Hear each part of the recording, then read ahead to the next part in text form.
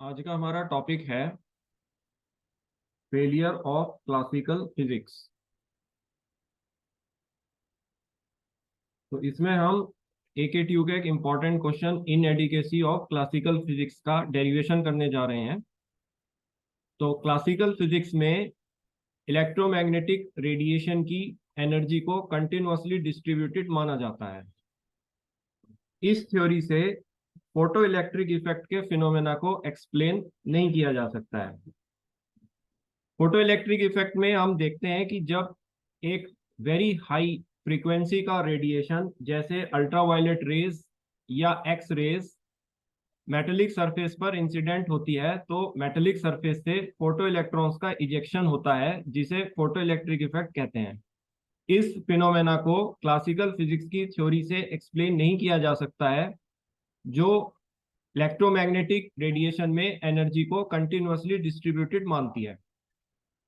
So in a related phenomena called photoelectric effect, it was noticed early on that the laws of classical physics as applied to the energy distribution among the photoelectrons emitted from a metal surface when irradiated by high frequency electromagnetic radiation, particularly by ultraviolet or X-rays, led to results entirely at variance with the experimental observations.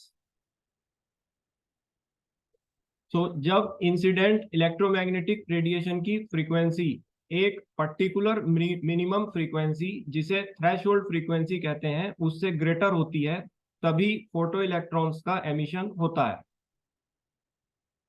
जब ये frequency electromagnetic radiation की इस threshold frequency से less है तो photo electrons का emission नहीं होता है। तो थ्रेशोल्ड फ्रीक्वेंसी का एग्जिस्ट करना और नंबर ऑफ फोटो इलेक्ट्रॉन्स का इंसिडेंट रेडिएशन की इंटेंसिटी पर डिपेंड करना ये भी क्लासिकल थ्योरी से एक्सप्लेन नहीं हो पाता है जो इलेक्ट्रोमैग्नेटिक रेडिएशन में एनर्जी को कंटिन्यूअसली डिस्ट्रीब्यूटेड मानती है।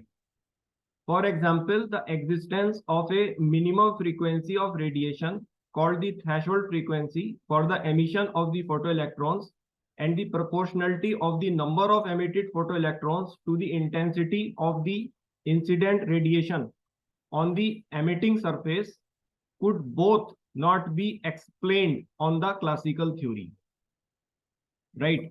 तो ये क्लासिकल फिजिक्स की एक लिमिटेशन है कि वो फोटो इलेक्ट्रिक इफेक्ट्स की ऑब्जर्वेशंस को एक्सप्लेन नहीं कर पाती है, राइट? क्योंकि इन ऑब्जर्वेशंस को एक्सप्लेन करने के लिए हमें इलेक्ट्रोमैग्नेटिक रेडिएशन की एनर्जी को डिस्क्रीट मानना होगा जबकि क्लासिकल फिजिक्स उसे कंटिन्यूअस मानती है। क्लासिकल फिजिक्स की दूसरी फेलियर है कि वो एटॉमिक स्टेबिलिटी को भी एक्सप्लेन नहीं कर पा रही है, राइट? तो एटम में नेगेटिव चार्ज इलेक्ट्रॉन और पॉजिटिवली चार्ज न्यूक्लियस के बीच एक इलेक्ट्रोस्टैटिक फोर्स ऑफ अट्रैक्शन होता है जो इलेक्ट्रॉन को न्यूक्लियस के चारों तरफ सर्कुलर ऑर्बिट में रिवॉल्व करने के लिए उसे नेसेसरी सेंट्रीपिटल फोर्स दे रहा है।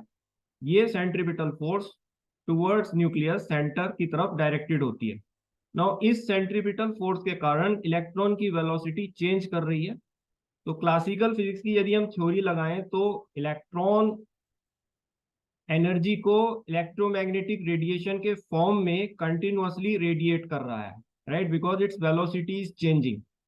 नाउ क्योंकि क्लासिकल फिजिक्स इलेक्ट्रोमैग्नेटिक रेडिएशन में एनर्जी को कंटिन्यूअस मान रही है तो यदि इलेक्ट्रॉन एनर्जी को कंटिन्यूअसली लूज कर रहा है तो उसका जो सर्कुलर ऑर्बिट है वो श्रिंक करेगा और वो अल्टीमेटली न्यूक्लियस में गिर जाएगा, राइट? तो इससे एटॉमिक स्टेबिलिटी एक्सप्लेन नहीं हो पा रही है।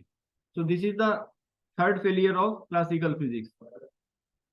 So attempts to explain the atomic structure of the simplest atom, hydrogen, on the basis of a planetary model using the classical laws of dynamics enunciated by Newton for an electron moving on a circular orbit with the nucleus at the center containing the positive charge and most of the atomic mass all failed because by the electromagnetic theory equally well tested and accelerated charge must radiate electromagnetic energy and so the orbiting electron continuously losing the energy must fall into the nucleus, right?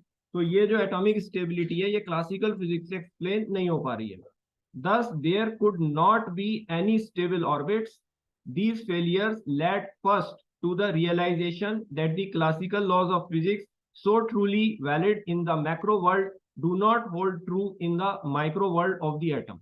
तो यहाँ से हम इस theory पर आए हैं कि classical physics केवल मैक्रो वर्ल्ड पर एप्लीकेबल होती है, यानी कि वो वर्ल्ड जो मॉलिक्यूल से ग्रेटर साइज पर अवेलेबल है, वहां पर क्लासिकल फिजिक्स लगती है। जब भी ऐसी चीजें मोशन में होती हैं तो उनकी एनर्जी को हम कंटिन्यूस मान सकते हैं। लेकिन जब हम सब atomic particles, atomic particle, molecular level पर आते हैं तो इन पार्टिकल्स के मोशन में हम क्लासिकल फिजिक्स को अप्लाई नहीं कर सकते हैं, क्योंकि इन पार्टिकल्स की एनर्जी डिस्क्रीट होगी। बिकॉज कुछ फिनोमेना जैसे photo electric effect, atomic stability classical physics की थ्योरी से एक्सप्लेन नहीं हो पा रहे हैं।